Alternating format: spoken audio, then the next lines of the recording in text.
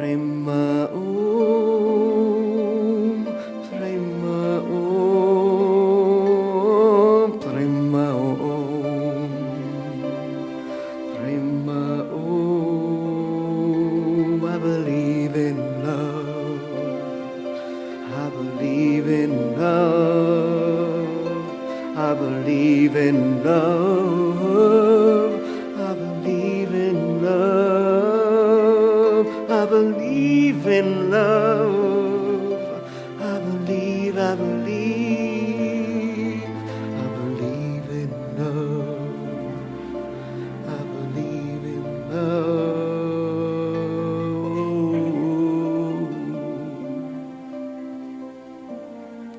Prema Om.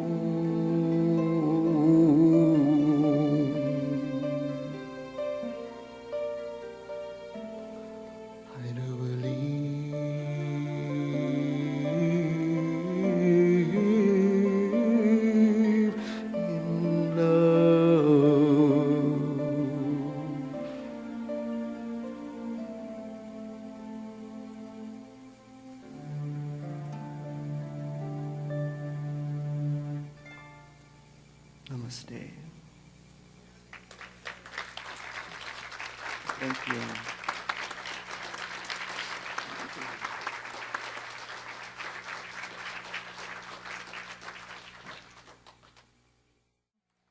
Thank you.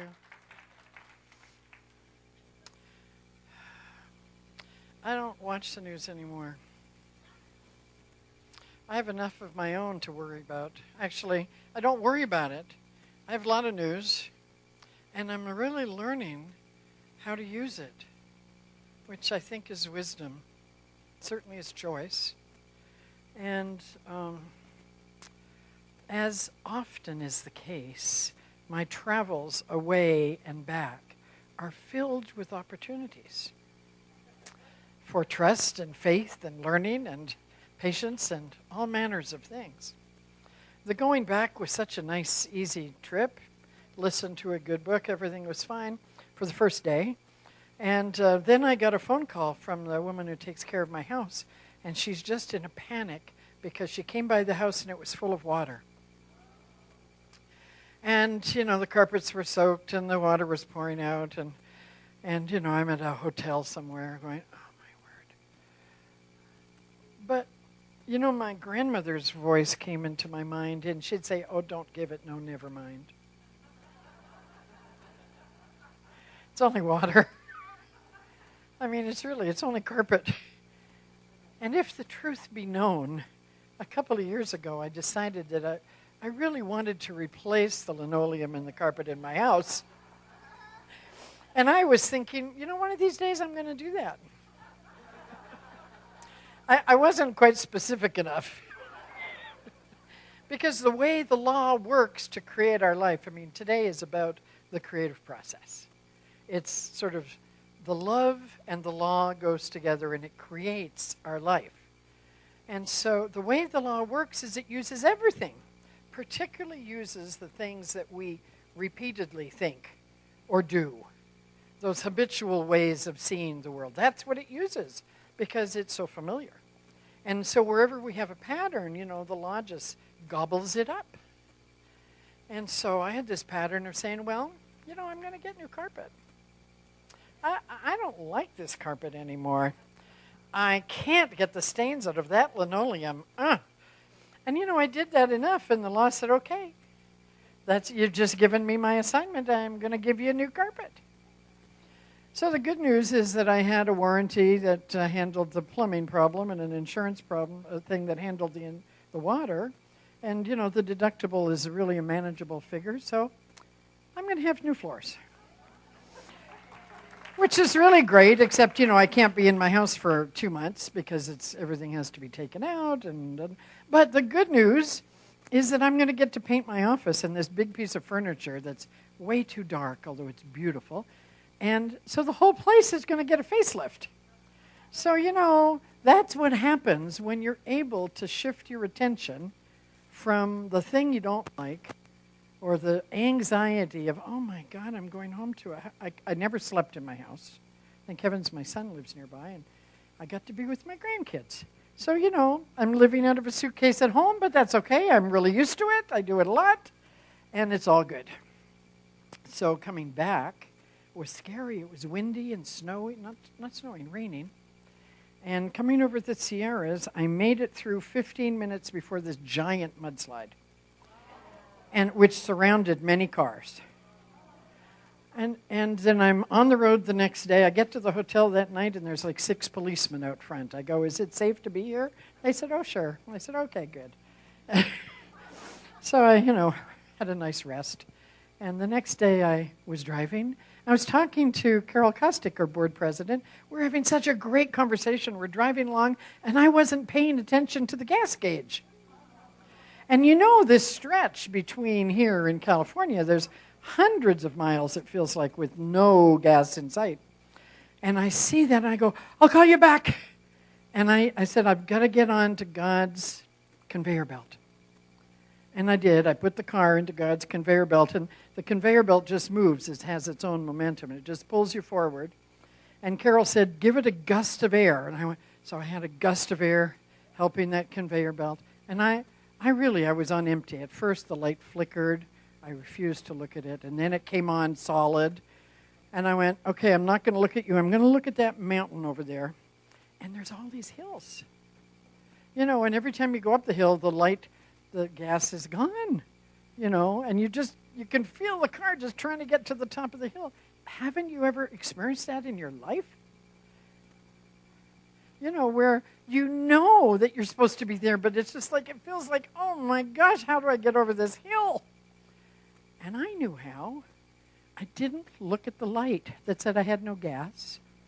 And I looked at the road ahead and where I wanted to go, which was over the next hill, because I was sure there was going to be gas on the other side. Well, the first 4 hills, there was no gas on the other side. And I had to just not panic. I had to just know that I am guided, therefore I am provided for.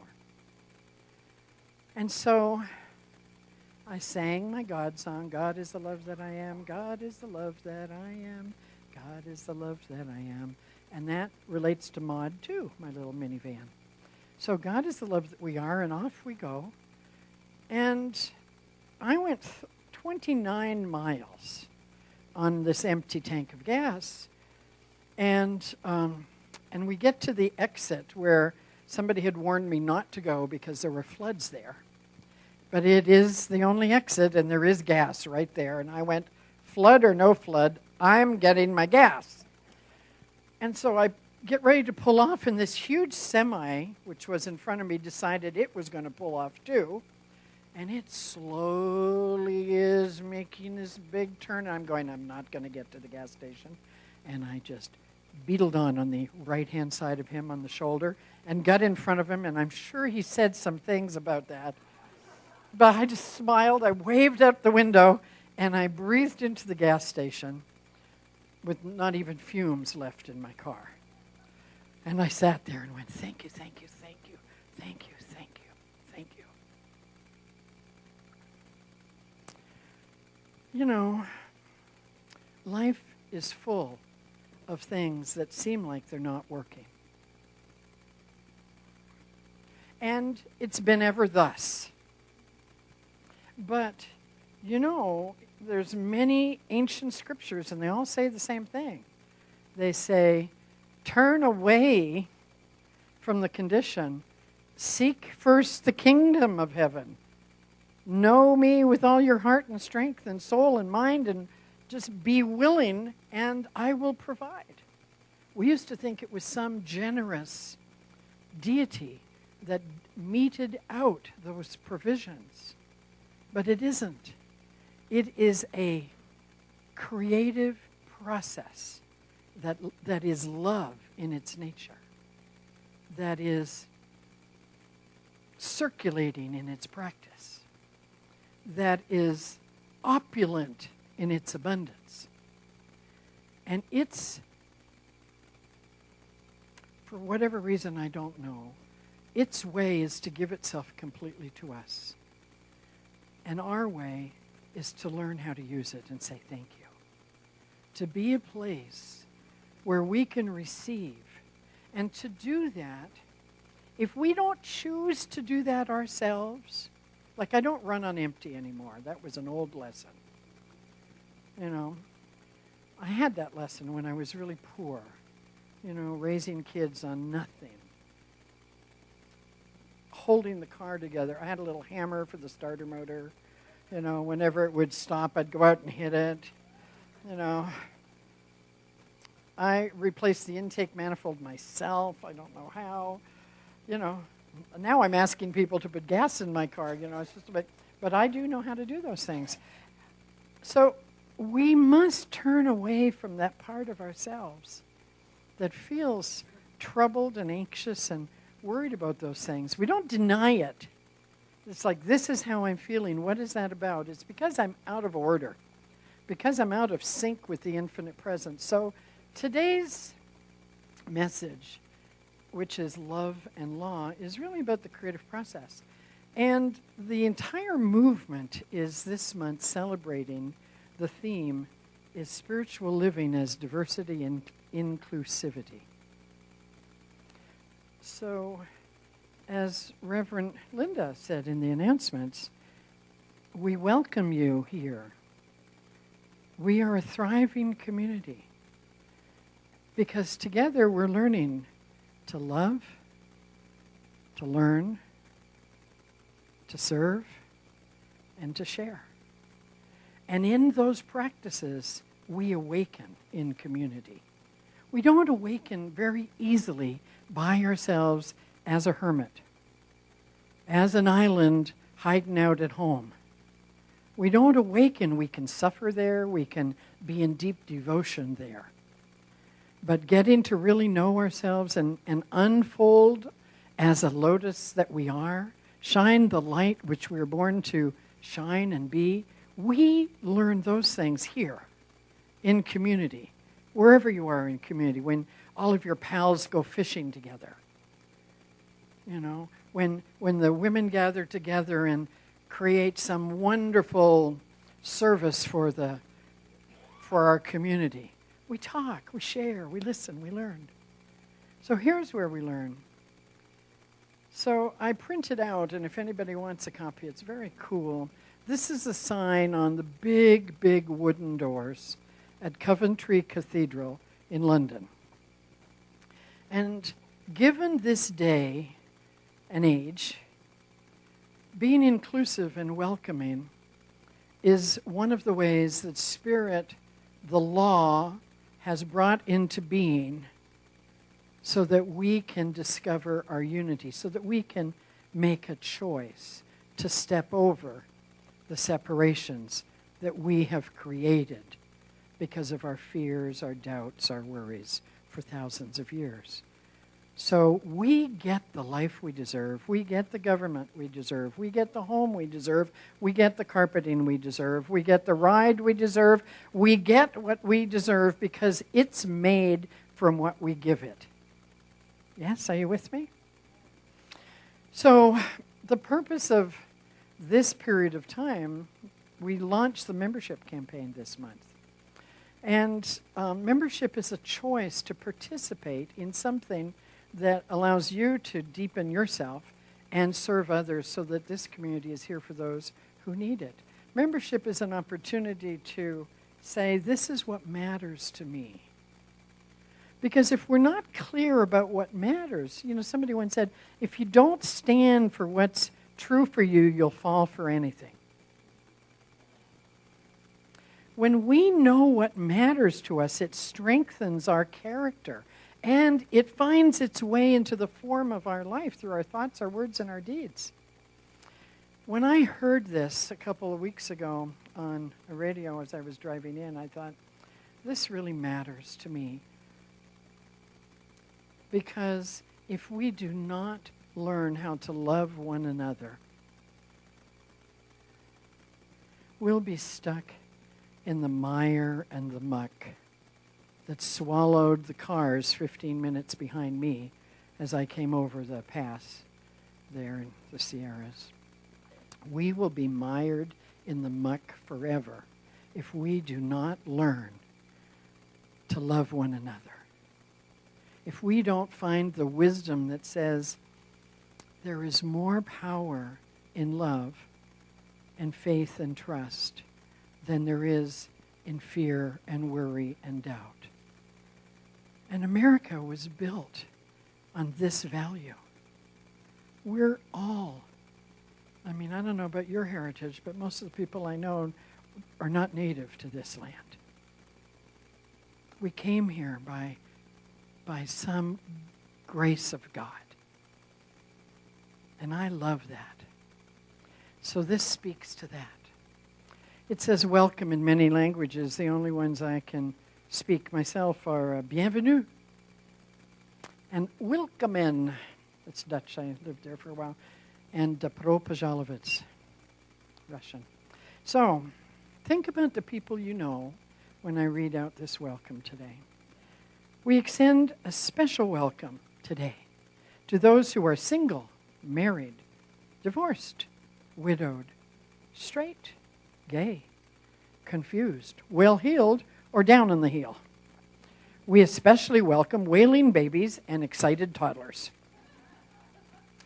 We welcome you whether you can sing like Pavarotti or you simply growl quietly to yourself. You're welcome here if you're just browsing, or if you've just woken up, or you've just gotten out of prison. We don't care if you're more Christian than the Archbishop of Canterbury, or you haven't been to church since Christmas 10 years ago when your aunt dragged you here. We extend a special welcome to those who are over 60 and haven't grown up yet, and to those teenagers who are growing up too fast. Or so we think. They don't agree. We welcome keep fit moms, football dads, starving artists, tree huggers, latte sippers, vegetarian, meat eaters, junk food eaters. We welcome those who are in recovery or still addicted. We welcome you if you're having problems, you're down in the dumps, or you don't like organized religion. We're not so keen on it either. We offer a welcome to those who think the earth is still flat. Or if you work too hard. Or you don't work at all. Who can't spell. Or are only here because Granny wanted to go to church and you're the only one who could drive this morning. We welcome you, those of you who are inked, pierced, both, or neither.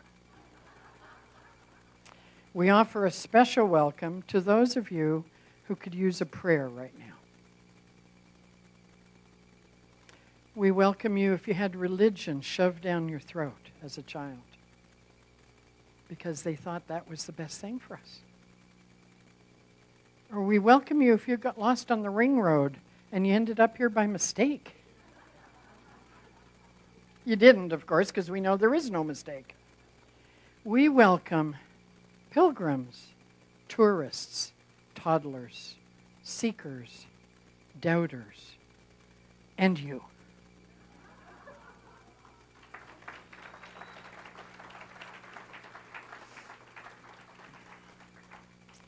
So we are here at our spiritual home because love has brought us here. There's something here that has awakened in us this idea, this big, huge idea that says, I'm okay.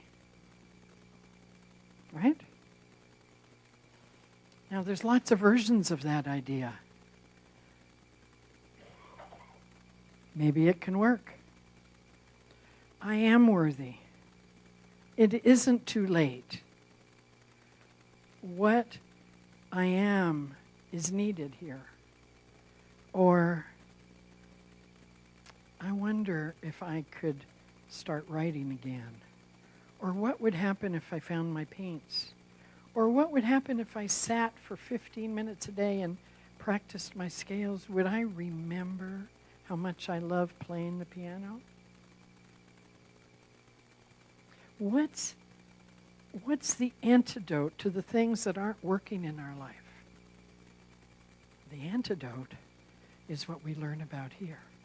that there is a power and a presence, and it is so much greater than our doubt or our worry.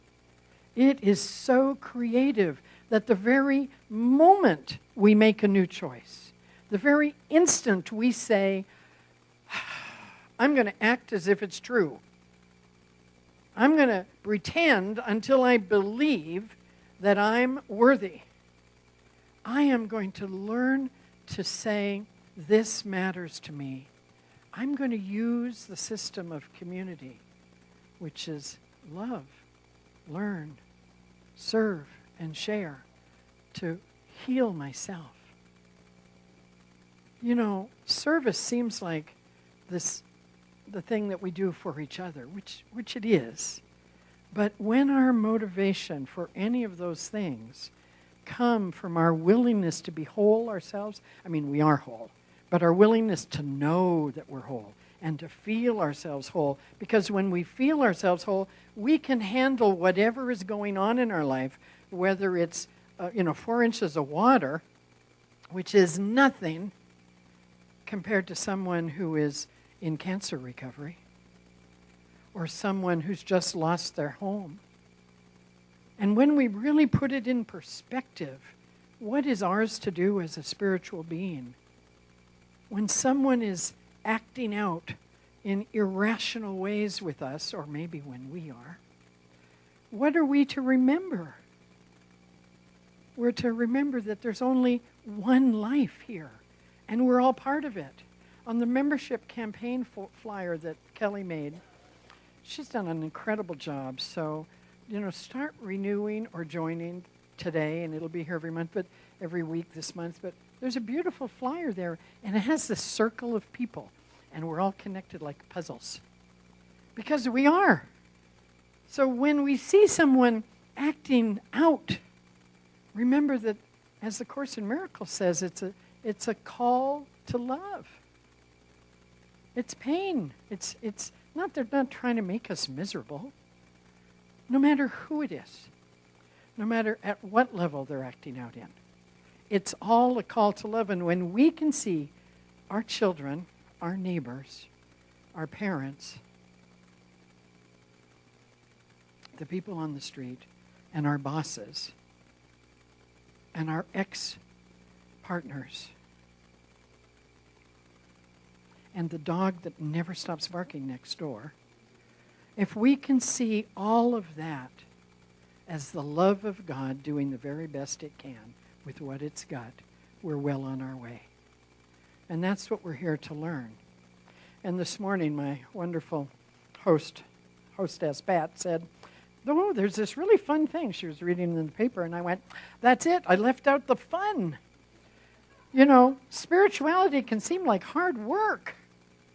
And I went back in and I wrote fun all through it. Of course, it's all the way through this. I just know that it can be fun. Look for the fun. Sometimes the best means of available transportation is a leap of faith. We, as a humanity, using the creative process, have got ourselves up to the edge of the chasm. And it can just look like hell. And feel like hell, because that is actually what it is. It's the absence of a deep, abiding faith and trust in the principle of life that says we are all born to be magnificent.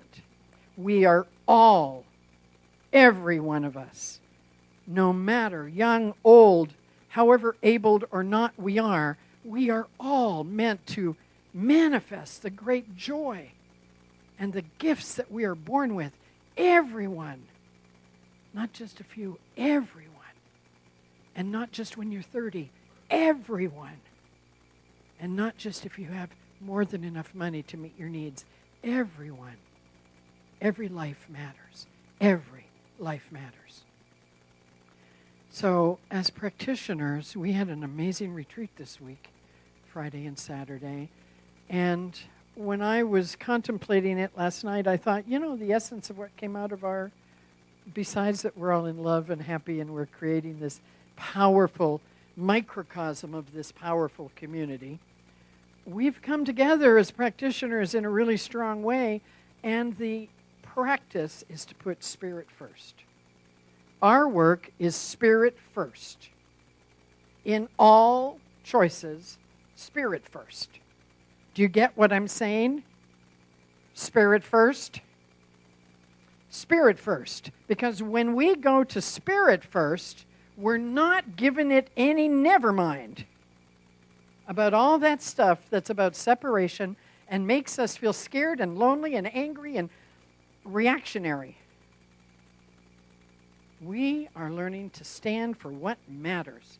And however way we do that, that's a good thing. You can march for what matters. You can write about what matters. You start measuring what matters. You live what matters. But you don't give no never mind to what you don't want to have matter in your life anymore. That's the work. Spirit first. It's a happy thing. It's a fun thing. It can be the best thing you've ever done. It's certainly the best thing I've ever stepped into. So I invite you to step into it yourselves, with us, the practitioners, with the deeper self of you that got you here. It is that same spirit and love that brought you here. It's that same love that brought you back if you went away for a while. It's that same love that says, maybe it's time for me to serve again. There's lots of opportunities here right now to serve. And you'll be hearing about them as they unfold. And if you want to be part of that, come and see me, because we're creating a really fabulous synergy team to just move into the next dimension of thriving here in our community. So I just know that you don't change things by fighting the existing reality. If you want to change something, you build a better model, and the old model becomes obsolete. That was Buckminster Fuller said that. And I think it's true. And Einstein said, you don't solve the problem with the mind that created it. So if we're up to here at the edge of the chasm in our life, or in our world, the leap of faith is the best means of transportation. Spirit first. Who's with me on that?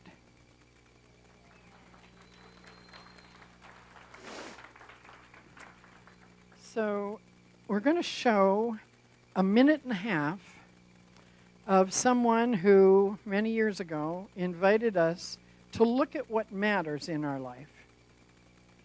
And then Michael is going to do our membership moment this morning and talk about why membership matters to him. And then we're going to sing and celebrate the love and the wisdom we find and feel and learn and live and share in this community. So hug someone you don't know. Go say, I'm so glad you're here. Come and have a cup of coffee. Come to the Creative Process mini-seminar. Let us know how we can serve you. Go to the prayer room and sit with someone who's going to remind you how magnificent you are. Start measuring what matters. So let's hear what this man had to say about that. I remember this speech.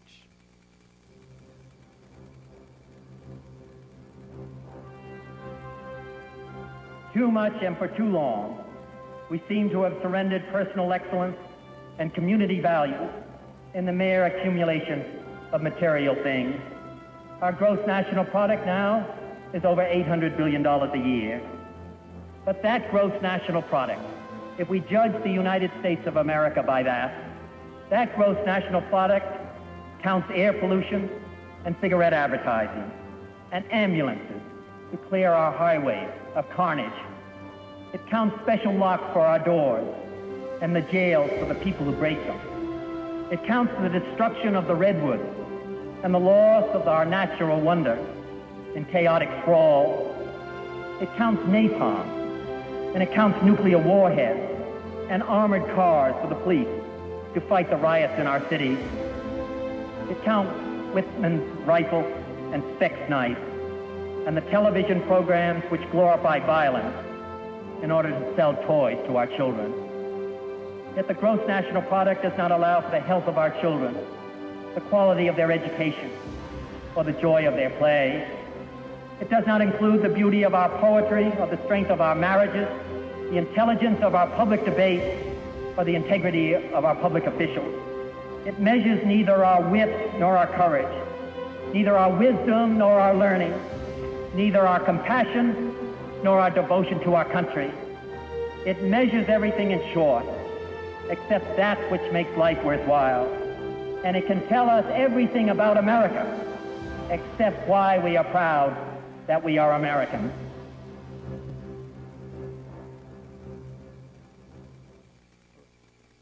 When I saw that again, I cried. And I realized that if I keep looking at the things that aren't working, I'll just keep crying. And I don't want to. I really want this world to be what it's meant to be. A joyful place, a safe place, a loving place, a prosperous place, a place of peace. And it can be within our lifetime. And that's just our choice. So I'm so grateful to be reminded today of that choice. I want to give thanks to the sound team. I sent this to Raj on Friday and said, "Can you do this?" And everyone works together, Drew, and the music today is so spectacular. It just brings you into your heart. I'm so grateful to have this whole system that supports me and you to say yes to our joyful life. So let's welcome Michael to share his moment of membership value with us.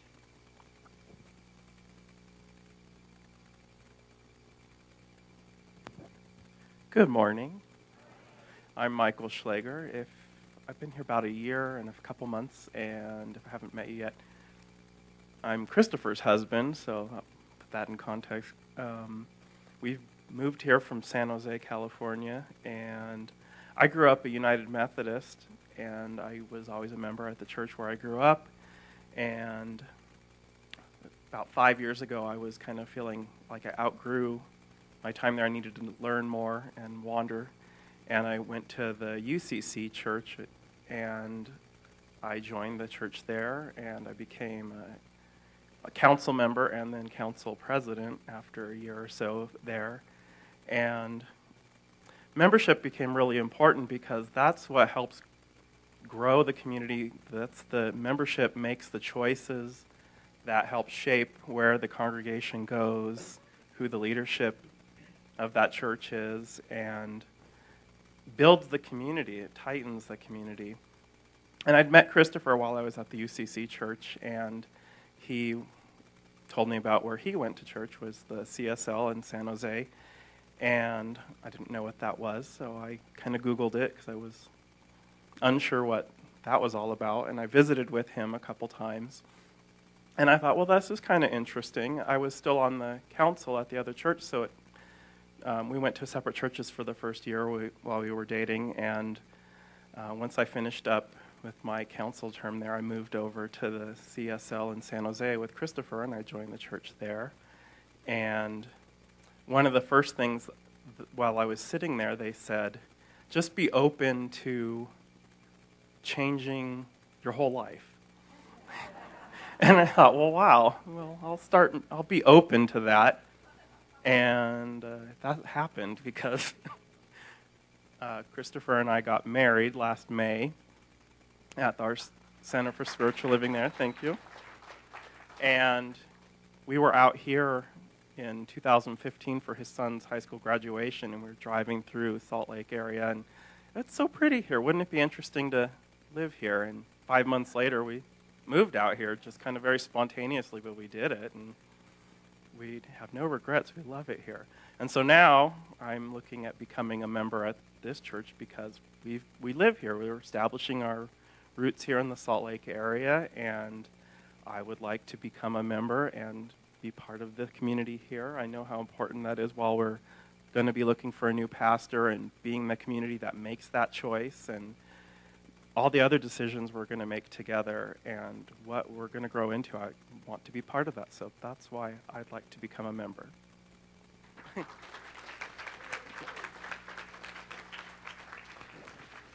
Thank you so much. So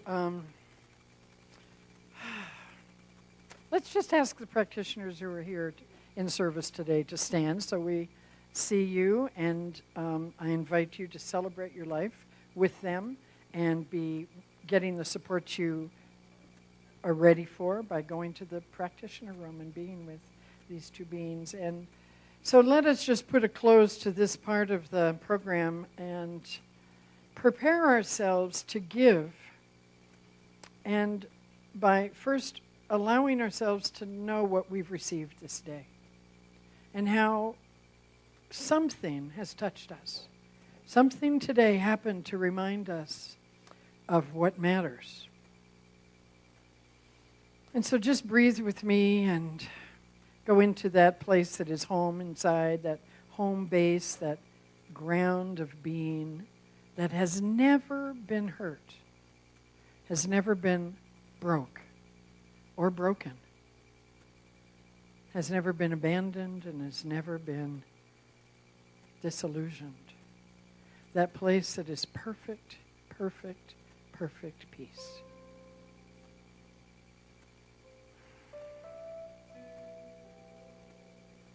And lean into this place of perfect peace that is the heart, the center, the source for our every moment of living.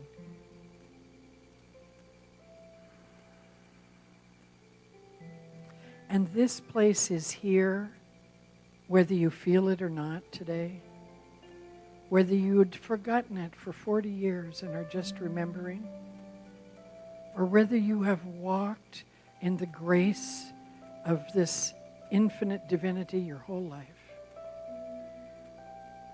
Right now, it's as available to you as it ever has been. And it is greater than any worry, any doubt, any insecurity. Transformation happens when we recognize this place. And the law of life takes the new awareness and it creates with it. And so let yourself know what touched your love and what stimulated your wisdom today. Is there something you can hold this week to allow you to be more of who you really are and worry less, release stress, choose peace, and know that together as a community we love to learn together. We love to serve and share together. And as we do this, we create a new world together, a world that works for everyone, absolutely everyone. And this is as possible as it has ever been, which has been always. And we are awakening to it. Find your peace that awoke in you today. And give thanks for it. And for all this that allowed you to catch it.